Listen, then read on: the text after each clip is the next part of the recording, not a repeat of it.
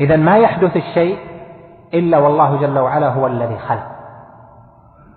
المرتبة الأخيرة الرابعة مما يقارن وقوع المقدر أن مشيئة الله جل وعلا نافذة، وأن مشيئة العبد تبع، ولا يمكن للعبد أن تستقل مشيئته بإحداث ما يريد، بل وما تشاءون إلا أن يشاء الله رب العالمين، وما تشاءون إلا أن يشاء الله، إن الله كان عليما حكيما.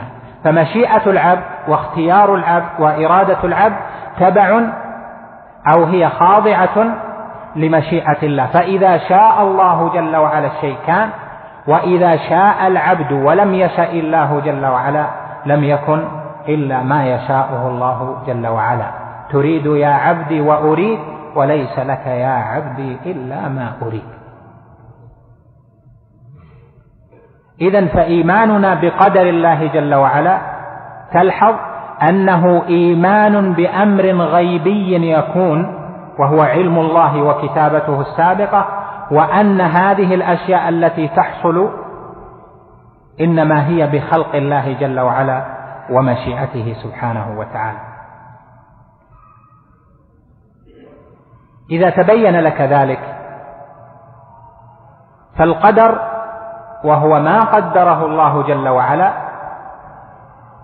مكتوب في اللوح المحفوظ، وأيضا يكتبه الملك عليك مجملا إذا أتاك وأنت في بطن أمك جنينا بعد 40 ليلة أو بعد 120 ليلة، فيكتب الأجل والرزق والشقاوة والسعادة، كما صح عنه عليه الصلاة والسلام من حديث ابن مسعود ومن حديث غيره أنه قال: إن أحدكم يجمع خلقه في بطن أمه 40 ليلة، فيكون في ذلك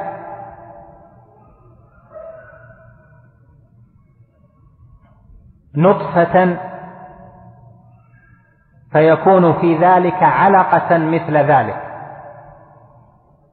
ثم يكون في ذلك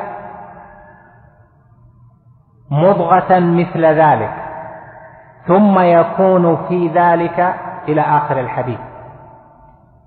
فبعد تمام 120 يأتيه الملك، وهذه الرواية هي لفظ مسلم وفيها زيادة في ذلك مثل ذلك، والرواية الأخرى المعروفة في الصحيحين ليس فيها كلمة في ذلك، وهذه لها فائدة ربما يأتي بيانها.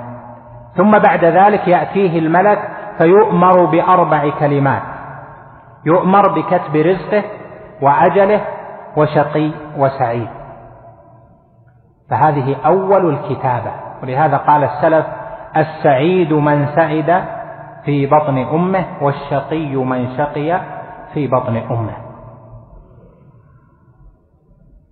لما كان النبي صلى الله عليه وسلم مع صحابته في جنازة في البقيع،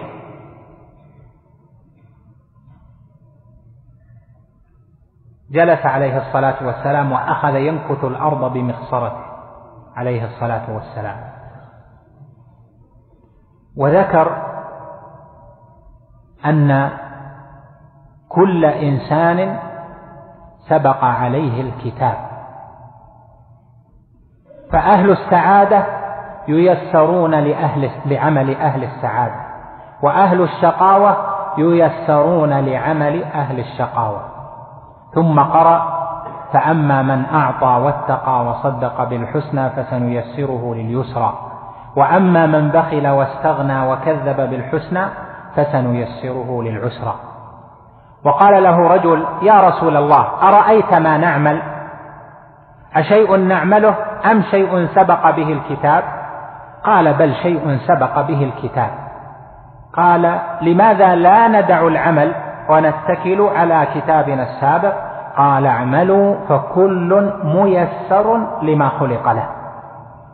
ولهذا من الإيمان بالقدر أن تؤمن بأن قدر الله السابق لا يكون إلا بأسباب يعملها العبد توصله إلى القدر الذي قدره الله جل وعلا. والله سبحانه قدر المقدمات وقدر النتائج، قدر الأسباب وقدر النهايات.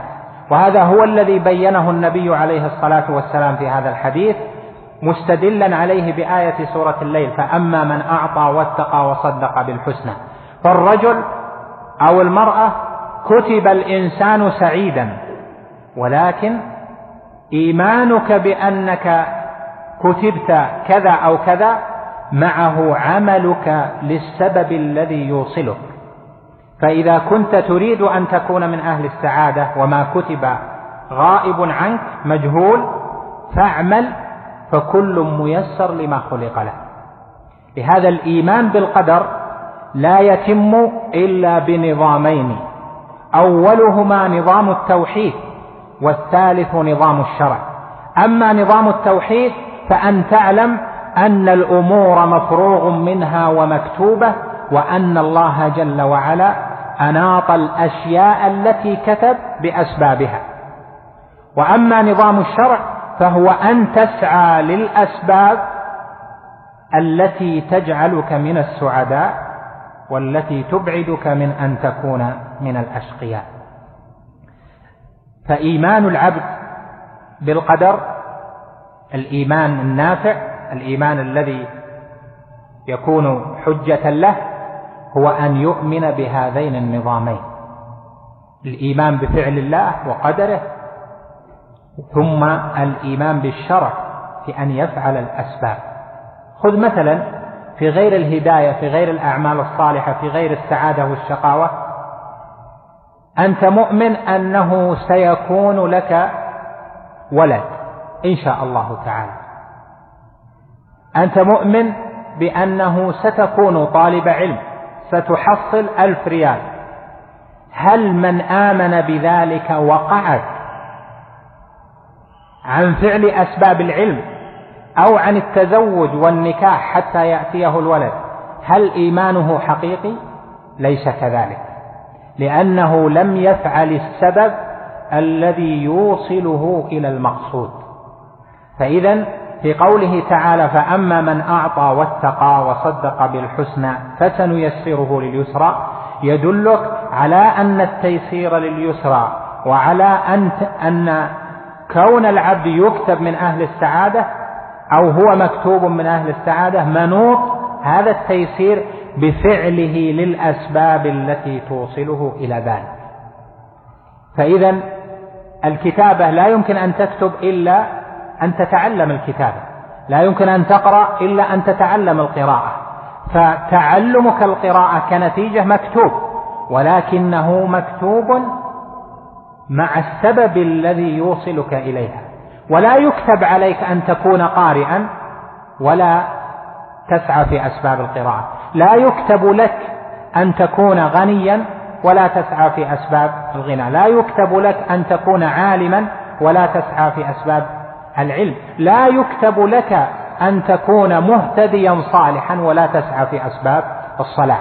إذن فالكتاب السابق الذي كتبه الله جل وعلا والذي نؤمن بقدر الله جل وعلا السابق، هذا إيمان بما قدر الله جل وعلا وهو التوحيد، ثم إيمان بأنه لن يحدث شيء من الهداية والضلال، من الطاعة أو المعصية، إلا بفعل العبد. فإذا فعل الطاعة كانت عاقبته أن يكون من أهل السعادة، وإذا فعل غير ذلك كانت عاقبته أن يكون من أهل الشقاوة والعياذ بالله.